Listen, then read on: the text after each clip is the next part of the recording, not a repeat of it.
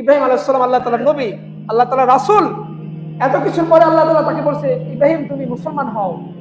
ইব্রাহিম আলাইহিস সালাম বলছে, আসলামতু মা আলিল্লাহি রাব্বিল আলামিন, যে হে আল্লাহ আমি ইসলাম ধর্ম গ্রহণ করলাম। প্রশ্ন করে নাই যে আল্লাহ আমি তো মুসলমানই, প্রশ্নই করে নাই। অর্থাৎ যে মুসলমান বলা হয়, তার সামনে যখনই যে আদেশ আসবে আল্লাহর পক্ষ থেকে, সেটা নির্দ্বিধায় কোনো প্রশ্নতে ছাড়াই এটাকে গ্রহণ করবে, এটাকে বলে মুসলমান। একটা বিধান যখন আলোচনা করা হয়, যখন এই বিধানটা আমার কাজে কর্মে বিপরীত চলে যায়, তখন এইটাকে নিয়ে কত ধরনের প্রশ্ন আমাদের মধ্যে চলে আসে, যে এইটা কি এইভাবে করলে হয় না, এইভাবে করলে হয় না, এইভাবে করলে হয় না। এইটার নাম মুসলমান।